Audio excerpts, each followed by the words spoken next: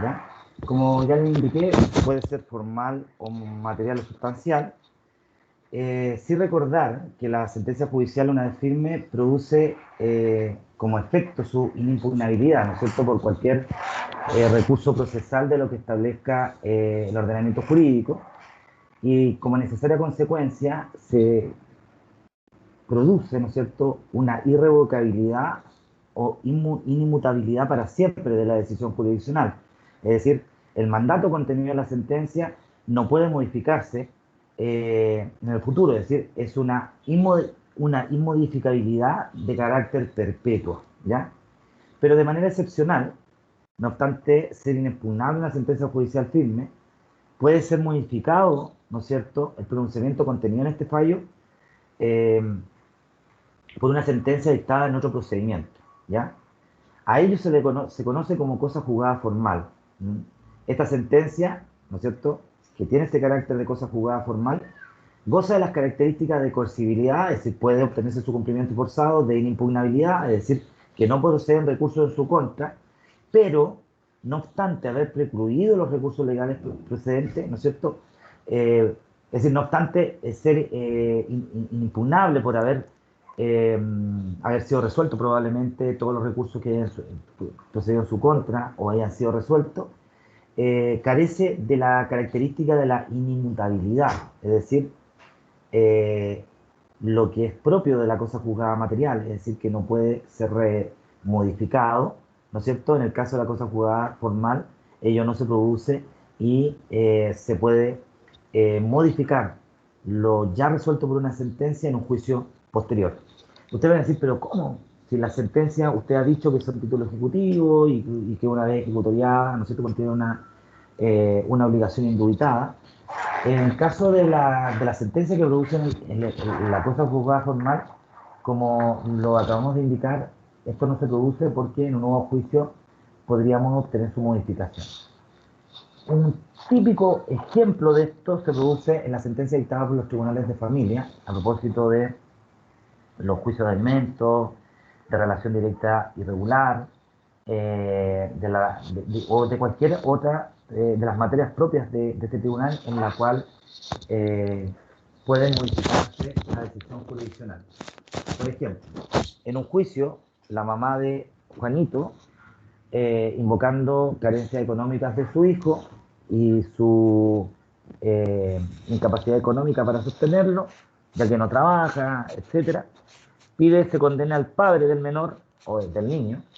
Menor ya no es una palabra que no se ocupa, niño, niña o adolescente, dice la Convención Internacional del Derecho del Niño, lo cual fue recogido por toda la legislación actual a propósito de la infancia. Eh, entonces la mamá de Juanito, alegando esa circunstancia, pide que se condene al padre a 100 y el tribunal da 100. ¿Por qué? Porque el papá trabajaba en Codelco, Profesor, tenía un... Dígame. ¿Aló? ¿se puede sacar el micrófono donde lo tenga guardado? Se escucha súper. Ahí estaba atrás. Sí. ¿Ahora sí? Sí, ahí sí mejor, profesor. Muchas gracias. No lo tenía guardado en ninguna parte por Gracias. si acaso. Lo tenía detrás de la casa.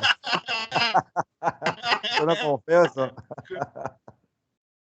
Oiga, bueno, el tema puntual es que, bueno, ¿a dónde quedamos en la cosa jugada formal? Ya. No sé si parece que no escucharon nada de las clases de la cosa jugada, ¿no? Para volver atrás. Chiquillos. ¿O escucharon algo? No, profesor, escuchaba. Se escuchaba todo el Se rato. escuchaba mucho ruido, pero se escuchaba lo que se dijo. Pero demasiado. Bueno, entonces retomemos. Ya, vamos a retomar. Ya, estamos en la clase de la cosa jugada, dijimos, les dije yo en algún momento, está la formal, la material o sustancial. El concepto mismo de la cosa jugada siempre se va a identificar probablemente con el carácter de que la sentencia se hace inmodificable a perpetuidad, ¿ya? Uno dice, una decisión jurisdiccional, ¿no es cierto?, en contra de la cual no proceden recursos en su contra o que procediendo ya han sido resueltos y ha adquirido el carácter de cosa juzgada, sería eventualmente la decisión contenida en ese fallo inimmutable o inmodificable a perpetuidad. Esto no se presenta respecto de la cosa juzgada formal, ya que si bien tiene la característica de ser inimpugnable, ya porque estamos frente a una sentencia firme, es decir, que no procede un recurso en su contra, ¿no es cierto? El pronunciamiento contenido en el fallo sí puede ser objeto de revisión a través de un nuevo procedimiento. Yo les decía que, como le acabo de indicar, no obstante, ser inimpugnable, ¿no es cierto?, y ser coercible, carece de la característica de la inmutabilidad, es decir, de esta propiedad de la cosa juzgada material de ser inmodificable a perpetuidad, porque las sentencias o las resoluciones judiciales que producen cosa juzgada formal, a través de un nuevo juicio pueden modificarse lo decidido en una sentencia judicial anterior. Esto ocurre, como les decía yo, en la sentencia dictada por los tribunales de familia a propósito de los juicios de alimentos, de una relación directa y regular, ¿no es cierto? En las cuales, por ejemplo, la mamá de Juanito, como les decía yo, demandó por 100 al papá en razón de que este tenía un muy buen trabajo, estaba en Codelco, y que ella no trabajaba y que el niño tenía enfermedades, por ejemplo. Y el tribunal da 100. Luego viene el papá de Juanito y dice, ¿sabe qué? Cambiaron las circunstancias económicas, porque cuando yo demandé, es decir, cuando a mí me demandaron y me condenaron a pagar 100, yo trabajaba en Codelco y ahora estoy desempleado. Y ahora, a diferencia de lo que ocurría antes, la mamá trabaja y es gerente general de Falabella y gana 5 millones de pesos. Entonces, al haber variado las circunstancias, se inicia un nuevo juicio, en el cual el tribunal, ponderando los antecedentes, va a decir, sabe que no obstante haberse dado 100, ahora variaron las circunstancias, la mamá trabaja, el niño ya no está enfermo, el papá no trabaja, entonces en vez de 50 él va a tener que pagar 25, por decirle algo. En una relación directa y regular, no sé, pues, el papá demandó a la mamá para que le dieran un régimen de relación directa y regular de lunes a viernes de 5 a 8, ¿ya?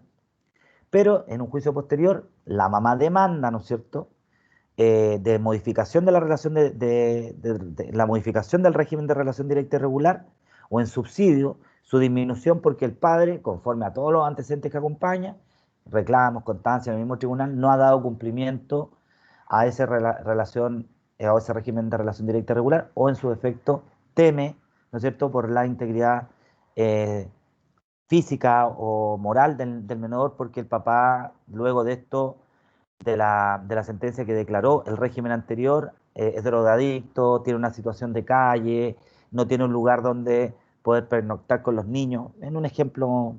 Entonces, la primera sentencia, lógicamente, ¿es coercible? Sí, ¿no es cierto? Puede cumplirse por el efecto propio de la cosa juzgada. ¿Es inimpugnable? Sí, porque se cumple y se hace coercible porque ya no hay recursos procesales que procedan en su contra, ¿ya? Pero carece de la inmutabilidad, es decir, esta cuestión de modificar lo que se encuentra contenido en esa sentencia, y eso, como les digo yo, es propio de la cosa juzgada formal. Don Juan Colombo define este aspecto de la cosa juzgada como el efecto de inatacabilidad de una resolución firme a través de algún recurso o medio sin perjuicio de su revocabilidad o modificación por sentencia dictada en otro proceso. ¿Ven? Si bien es inatacable, porque es una resolución firme, inatacable por cualquier recurso procesal, se puede revocar, ¿no es cierto?, por modificación. ¿Y eso cómo se logra? A través de un proceso distinto, ¿ya? Couture expresa que las decisiones judiciales que producen cosa juzgada formal son aquellas que se cumplen y son obligatorias tan solo con relación al proceso en que se han dictado y al estado de cosas que se tuvo en cuenta al momento de decidir, al estado de cosas que se tuvo en cuenta por el juez, lógicamente, al momento de decidir.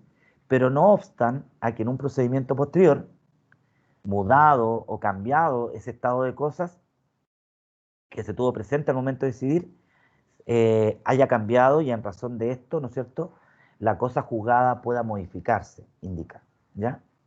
Entonces, en definitiva, la cosa juzgada formal es aquella que impide al tribunal que dictó, ¿no es cierto?, esta resolución judicial, pueda renovar la discusión de lo resuelto dentro del mismo proceso, pero nada impide que pueda ser modificado en un proceso diverso cuando han sido subsanadas las circunstancias que provocaron, por ejemplo, el rechazo de la demanda que fue intentada en un juicio anterior. Por esta razón se dice que lo decidido en la sentencia posee una inmutabilidad precaria, porque es débil, ¿entienden? Porque mientras no varían las circunstancias, va a ser inmutable, pero si varían estas circunstancias, es decir, aquellas condiciones, circunstancias que ha tenido en cuenta el tribunal para tomar una decisión, puede lógicamente modificarse por esta variación. En cuanto a la cosa juzgada material o sustancial, un poco ya lo que hemos dicho, se ha señalado que esta existe cuando a la condición de inimpugnable en el mismo proceso se une la inmutabilidad de la sentencia en un juicio posterior. ¿Ven? La cosa juzgada formal, ¿no es cierto? Puede discutirse en juicio posterior lo debatido, en cambio, en la material, la condición de impugnabilidad que adquiere en un proceso se extiende a cualquier otro, ¿ya? A cualquier otro proceso o juicio posterior. Según el profesor Mario Casarino, dice que la cosa juzgada material es la que autoriza cumplir lo resuelto sin restricción alguna y que impide renovar la discusión sobre la cuestión resuelta tanto en el mismo proceso como en un juicio posterior. Esto vamos a ver que se vincula con la cosa juzgada, con la excepción de cosa juzgada, y la Corte Suprema ha definido, ¿no es cierto?, esta clase de cosa juzgada como el efecto que produce una sentencia firme, definitiva o interlocutoria, en cuanto no puede ser objeto de recurso alguno, ni de modificación en el mismo juicio, ni en un procedimiento diverso. Ahí sigue lo que dice Casarino y lo que dicen todos los autores, en definitiva. En conclusión, lo decidido por un tribunal con fuerza de cosa juzgada material, que también recibe el nombre de sustancial, será inmutable e irreversible por otro juicio posterior y producirá sus efectos tanto en el proceso en que se dictó como en otros futuros, con el objeto de impedir un nuevo pronunciamiento sobre el asunto que ya ha sido resuelto. Es por ello que se habla de que posee una inmutabilidad permanente, no como en el caso de la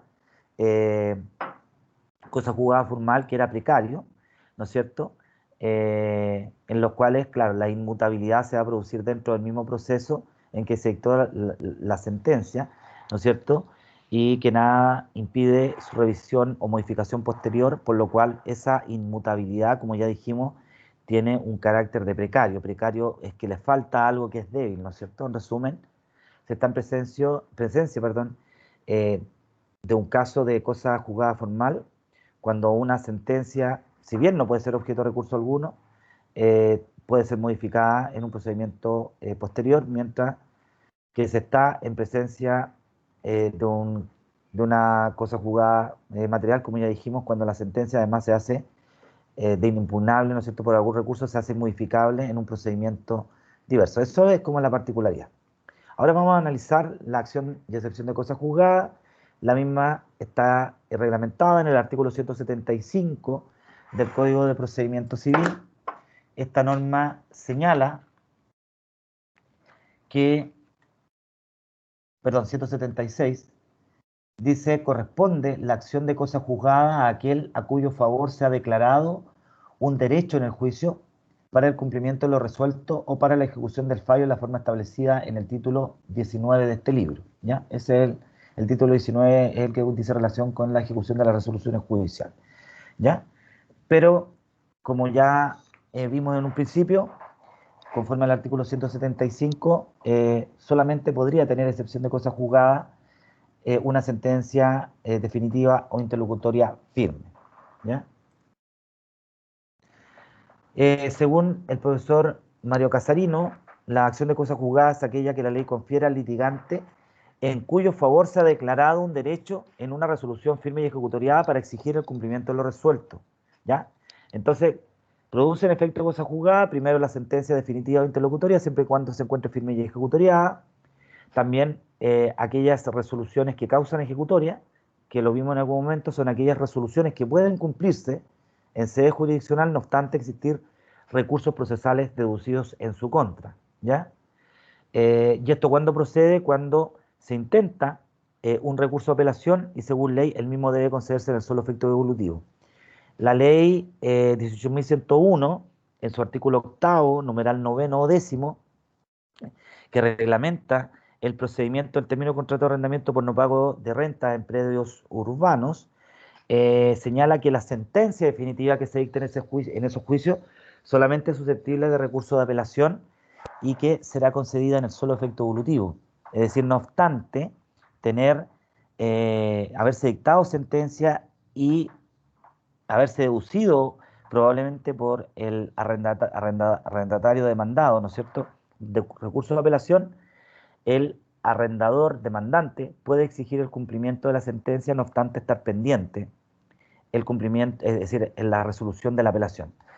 ¿Por qué es importante esto? Porque la regla general en el ordenamiento jurídico es que la apelación de sentencia definitiva se conceda en ambos efectos, es decir, en el efecto suspensivo y en el devolutivo.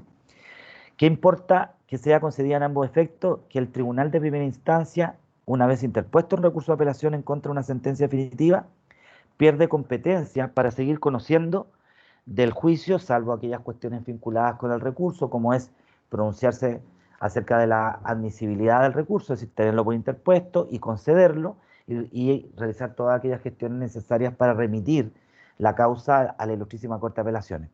Tratándose de sentencia definitiva, en la que, como en este caso de la ley 18.101, sobre término de contrato de arrendamiento por no pago de renta en predios urbanos, es el propio legislador el que dice que esta sentencia definitiva pueden cumplirse, no obstante existir un recurso de apelación en su contra. Y esas son las resoluciones que reciben el nombre de resoluciones que causan ejecutoria, es decir, que pueden cumplirse, no obstante existir un recurso procesal en su contra. Una cuestión que tiene que quedarle absolutamente claro, que el titular de la acción de cosa juzgada siempre va a ser aquel en cuyo favor se ha declarado un derecho en juicio, puesto que solo a él, ¿no es cierto?, le compete obtener el cumplimiento compulsivo en caso de que el vencido no cumpla, ¿no es cierto? Y esto, ¿cómo lo hace? Mediante el ejercicio de la acción ejecutiva. ¿Por qué? Porque la sentencia, sea definitiva interlocutoria, gozando del carácter de ejecutoriada, otorga la posibilidad de obtener su cumplimiento compulsivo, ¿no es cierto? Entonces, en este caso, la acción de cosa juzgada se materializa mediante el ejercicio de una acción ejecutiva, ya que la sentencia es un título ejecutivo y para ello cabe recordar lo que dice el 434 su numeral primero, sin perjuicio que en los artículos 233 y siguientes, 33 y 34, se establece también la posibilidad de obtener el cumplimiento de una sentencia judicial ante el mismo tribunal que la dictó,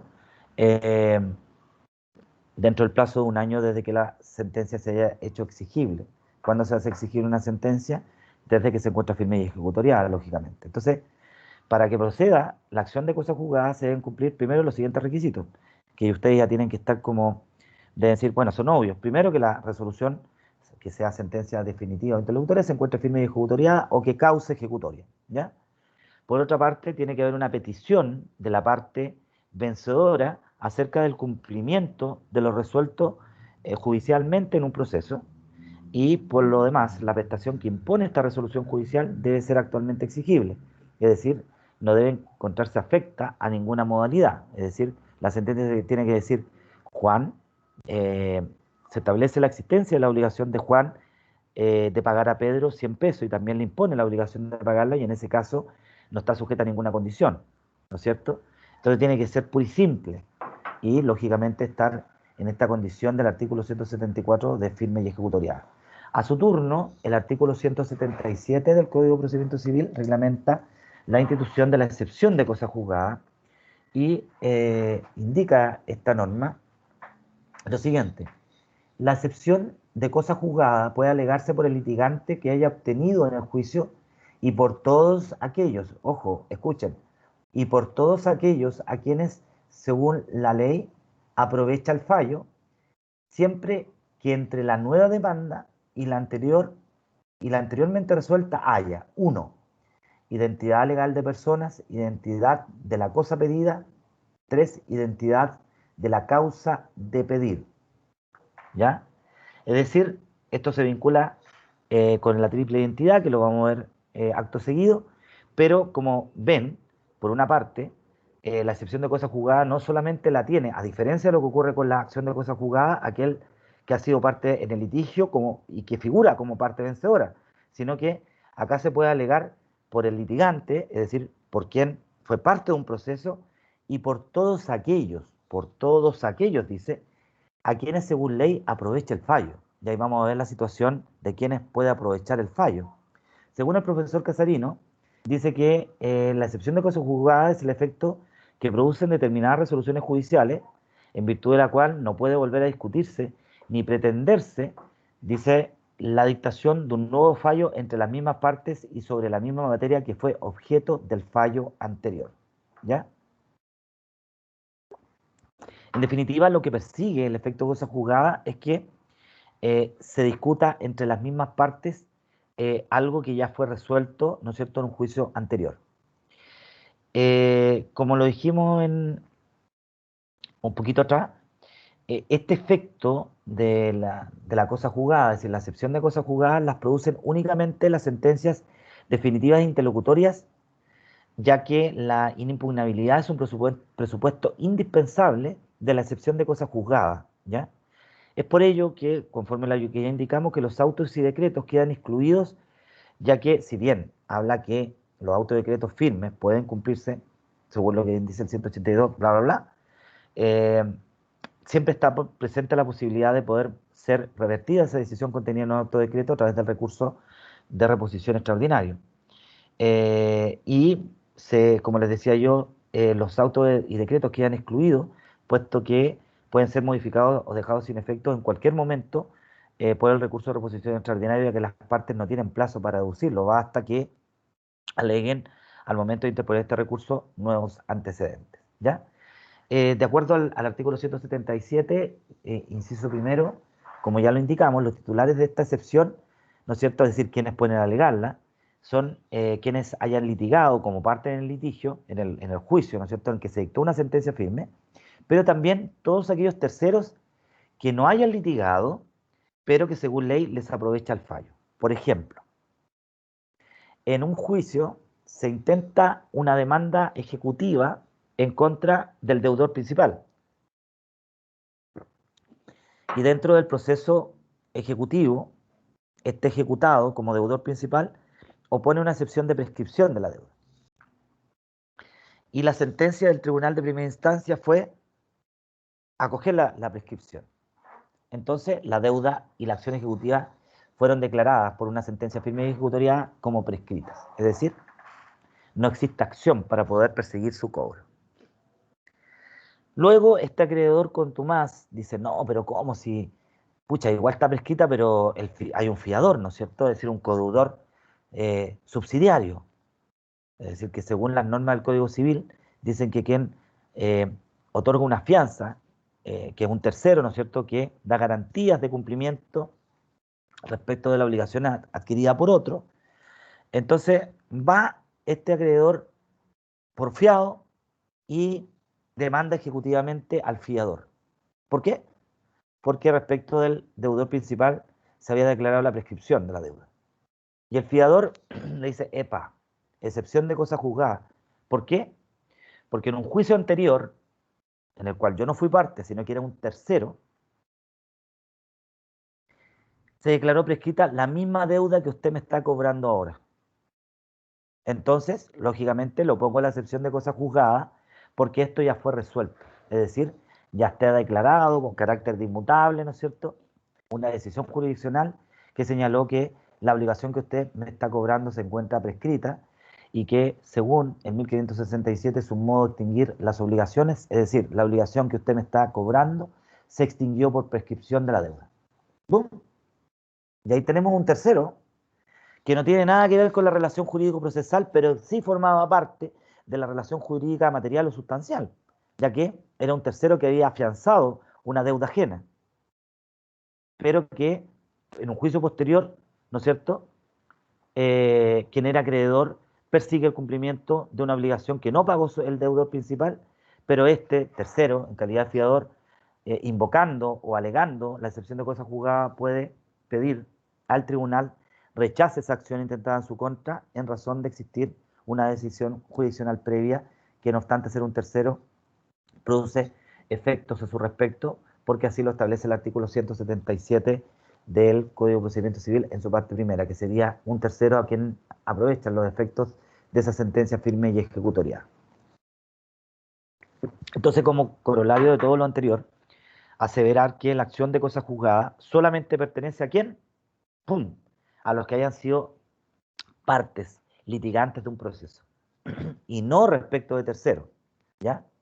A quienes no va a aprovechar el fallo, porque para que la acción de cosa juzgada le pueda aprovechar un tercero, necesariamente tiene que haber una resolución previa, ¿no es cierto?, que así lo declare, ¿no es cierto?, que los efectos de la sentencia se van a hacer, ¿no es cierto?, extensivos a este tercero, es lo que guarda relación al cumplimiento de la sentencia.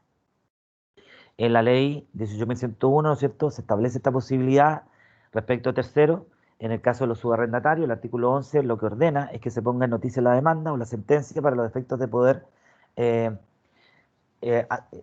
que se le hagan extensivos los efectos de los subarrendatarios, porque los subarrendatarios, como lo hemos visto en otras clases, si bien forman parte de una relación jurídico sustancial o material con el arrendatario, ¿no es cierto?, porque han celebrado un contrato de subarrendamiento, pueden perfectamente no ser parte del juicio de término contrato de arrendamiento que el arrendador originario intenta en contra del arrendatario original, porque en el subarriendo el arrendatario pasa a ser subarrendador, ¿entienden? Entonces, o lo mismo que pasa respecto de los terceros que analizamos a propósito del 21, 22, del 22 en adelante, ¿no es cierto?, de la intervención de los terceros como coayudantes, independientes o excluyentes, ¿no es cierto? Tienen que alegar un interés actual, ¿no es cierto?, y ahí se incorporan al proceso, pero tiene que haber una resolución judicial previa, es decir, una calificación del tribunal, del juez, para estimar si efectivamente sean los presupuestos para admitir a este tercero, es decir, aquel que no era parte de la relación jurídico-procesal, para que se incorpore, ¿no es cierto?, al proceso, imponiéndole, eso sí, al legislador la carga de tener que respetar todo logrado hasta el momento en que se ha incorporado al proceso. Esto no procede, es decir, no sucede lo mismo respecto a la excepción de cosa juzgada, porque como ya vimos, ¿no es cierto?, puede, en definitiva, ser alegada por cualquier tercero a quien afecte, ¿ya?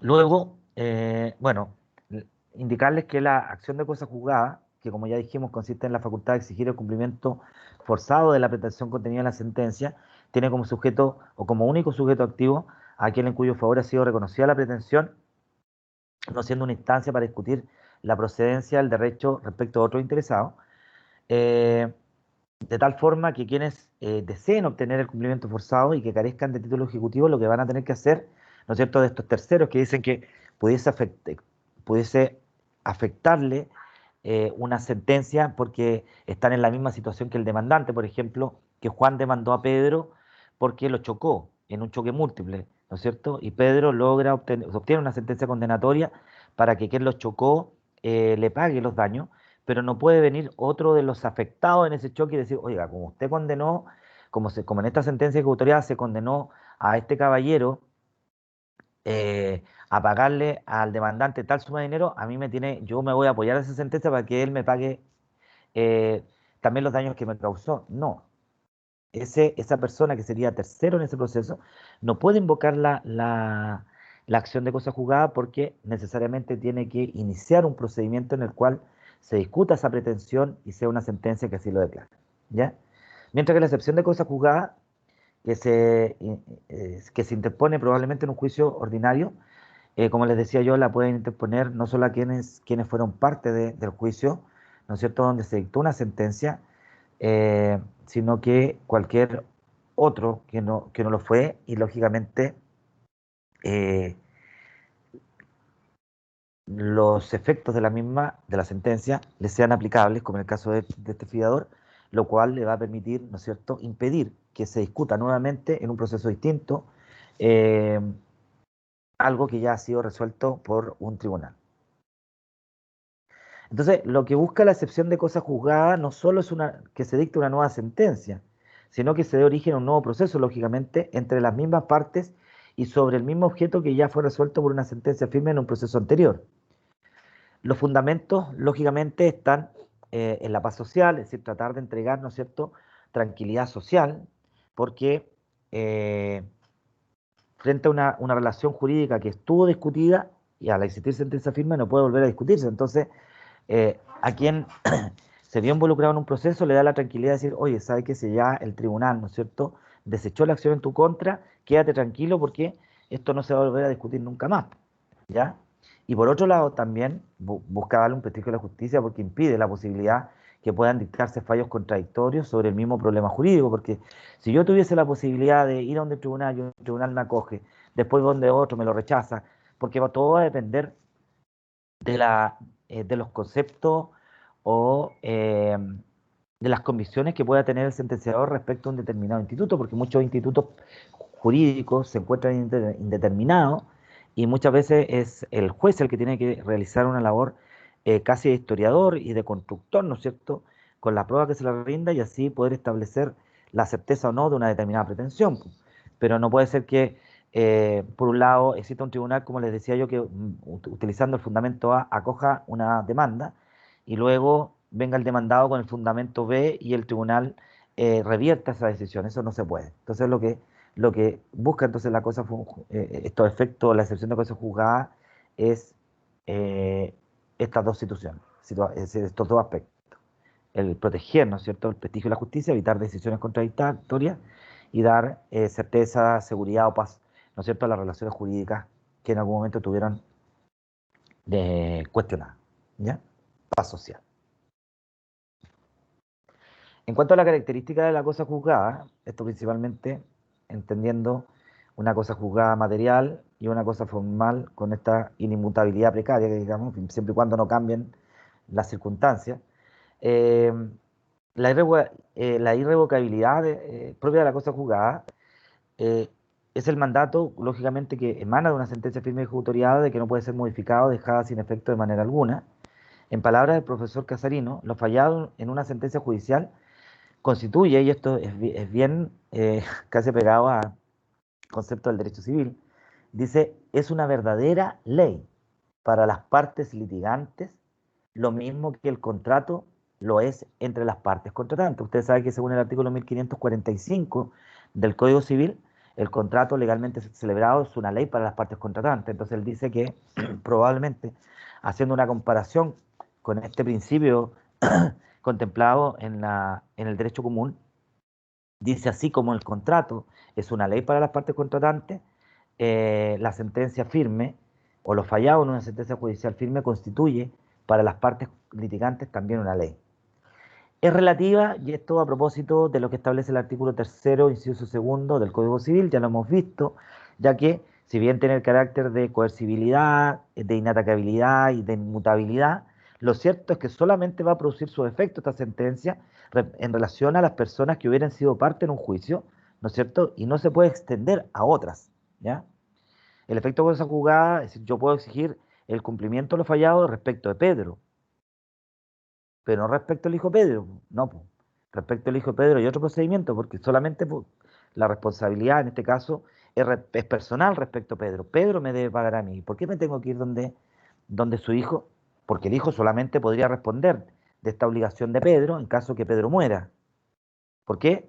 Porque al morir Pedro, ¿no es cierto?, se produce la delación de la herencia, y la delación de la herencia importa la apertura de la sucesión, lo que hace transmisible todos los derechos y obligaciones, es decir, todo el activo y el pasivo, todos los bienes y las deudas que tenía, ¿no es cierto?, este demandado vencido, y recién ahí, ¿no es cierto?, podrían responder el hijo, ¿no es cierto?, de Pedro en su calidad de heredero.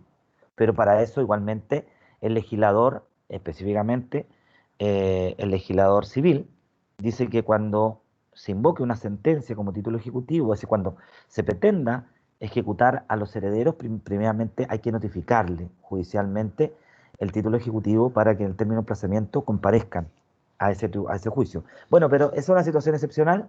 Lo cierto es que el efecto de la cosa juzgada relativa, como les decía, el artículo 3º, inciso 2 del Código Civil así lo dispone, cuando dice que la sentencia no tiene fuerza obligatoria, sino respecto de las causas en que actualmente se pronunciaren. ¿Ya? Pero, sin perjuicio de ello, cabe recordar el tema de que respecto a la excepción de cosas juzgadas, ¿no es cierto?, puede ser invocada esta excepción por todos aquellos a quienes, según ley, aprovecha el fallo, ¿ya?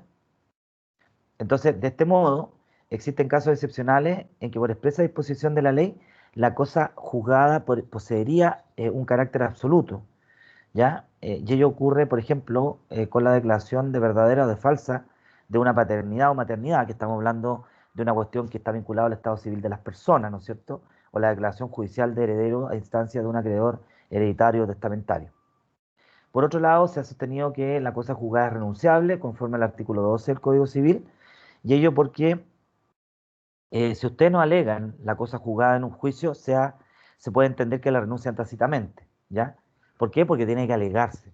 Incluso don Juan Colombo dice que la renuncia de la cosa juzgada puede ser expresa tácita, y se produce esta última, dice, cuando la cosa juzgada no se invoca en la forma y en la oportunidad prevista por la ley. No puede renunciarse cuando hay un interés público comprometido. Pero en general, por aplicación del artículo 12, si ya se ha dictado una sentencia, se ha resuelto algo y ustedes como demandados eh, no valiéndose de los efectos de la cosa juzgada, no la alegan, se va a dictar una nueva sentencia lógicamente que podría revertir, porque se ha entendido de que la cosa juzgada, si no se alega, se renuncia. Y tiene que alegarse las oportunidades que señala el legislador. En el caso del juicio ejecutivo, como excepción, conforme al 464, luego de requerido de pago, y en el caso de, el- del juicio ordinario, conforme al artículo 309 del Código de Procedimiento Civil, como una excepción perentoria, ¿ya? Y esto tiene que ser dentro del término de emplazamiento, vinculado necesariamente al tiempo que tiene el demandado para contestar su demanda, ¿ya? Luego, también se ha dicho que es imprescriptible, ya que se puede hacer valer en cualquier momento sin que se vea afectada lógicamente por el transcurso del tiempo, dado que la persona va a poseer este derecho, ¿ya? Y no necesita realizar ningún acto. Es decir, si yo yo obtuve una sentencia en la cual como demandado se rechazó la demanda en mi contra, yo, mediante el ejercicio de una excepción, no puedo pedir que en un juicio se me siga reconociendo que yo no puedo ser demandado porque ya otra sentencia primera ejecutoriada resolvió que esa demanda era improcedente, no. Sino que ustedes están ahí como en un juicio X, como demandado en el cual se acogió sus alegaciones de defensa y el tribunal rechazó la demanda, y 20 años después viene el mismo sujeto a demandarlo por lo mismo, 30 años después, y usted perfectamente puede oponer la excepción de, de cosa juzgada, ya que como lo acabamos de decir, es imprescriptible. Es decir, se va a mantener hasta cuando sea necesario, no siendo para ello, ¿no es cierto?, indispensable que se realice ningún acto posterior para conservar este derecho que confiere una resolución firme y ejecutoriada respecto de los titulares de la excepción. Chiquillos, estamos en la hora. Luego de esto vamos a ver la triple identidad. Quiero que lean nuevamente el artículo 177. Porque ello se vincula no solamente a la excepción de cosa juzgada, sino también con otra excepción, que es la de la litispendencia, ¿ya? ¿Cuál es la diferencia entre uno y otro? Que la excepción de cosa juzgada, ¿no es cierto?, se opone en un juicio diverso, pero cuando el anterior ya se encuentra resuelto, y en el cambio en la litispendencia necesariamente también hay dos juicios, pero tiene que haber uno anterior que no se encuentre fallado, es decir, que se encuentre en actual tramitación, ¿ya? ¿Tienen alguna consulta, jóvenes, para dar por concluida la clase? Profesor, yo le quería preguntar, ¿cuándo estarían las notas? Yo he estado súper complicado, pero voy a tratar de este fin de semana de... ¿Cuándo es la próxima prueba? Aún no tenemos fecha, profesor. Ya. Voy a tratar la próxima semana, este fin de semana, trabajar en eso. O en estos días, pero que lo que pasa es que no podía. ¿Ya? Sí, no hay problema. Muchas gracias, profesor. Ya. Que tenga buena Igualmente, cuídense. Chau, chau.